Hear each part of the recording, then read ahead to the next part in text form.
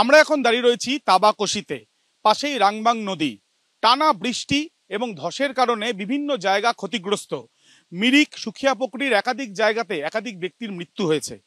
কিন্তু যে রাস্তার সামনে আমরা দাঁড়িয়ে আছি, এক পাশে আমার ডান দিকে রয়েছে চা বাগান এবং বাদিকে খাদ। সামনে এই যে রাস্তা, এই রাস্তা সরাসরি চলে যাচ্ছে নদীর দিকে। সেখানে যে ব্রিজ রয়েছে, সেই ব্রিজও ইতিমধ্যে ভেঙে গিয়েছে। কিন্তু যে রাস্তার কথা বললাম, সেই রাস্তা আদতে রাস্তা নয়, এক প্রকার মারণ ফাঁদ। তার কারণ কি? তার কারণ যে জায়গায় আমরা দাঁড়িয়ে আছি এই পর্যন্তই পায়ে হেঁটে আসা যাবে, কিন্তু তারপর এই পাহাড়ি একটি লাঠি, পাহাড়ের এই অঞ্চলের থেকে একটি লাঠি যদি আমরা এখানে নিয়ে এই জায়গায় যদি প্রবেশ করানো যায়, দেখা যাচ্ছে যে প্রায় 2.5-3 ফুট বা তারও বেশি হতে পারে।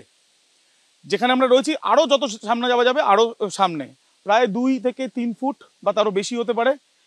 যে পুরোপুরি পলি মাটি, পুরোপুরি কাদা।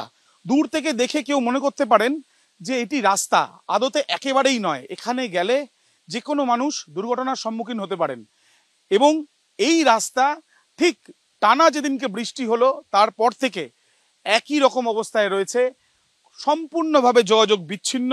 এবং এই যে বিচ্ছিন্ন অবস্থা হয়ে রয়েছে, তার পেছনে তারপর থেকে এখনো পর্যন্ত এর মেরামতি হয়নি, এমনটাই জানাচ্ছেন এলাকার বাসিন্দারা। এবং আমরা দেখতে পাচ্ছি যে এখানে শুধুমাত্র এই যে পলি জমেছে, এবং শুধুমাত্র তাই নয়, একাধিক বড় বড় পাথর যেগুলো ধসের সময় এখানে এসে পড়েছে রাস্তার পাশে। এবং একদিকে খাদ, এবং খাদের পাশ ধরে যেহেতু যাতায়াত করতে হচ্ছে কয়েকজনকে, তারা অত্যন্ত ঝুঁকিপূর্ণ পদক্ষেপ নিচ্ছেন এবং খাদের পাশ দিয়ে তারা চলাচল করছেন।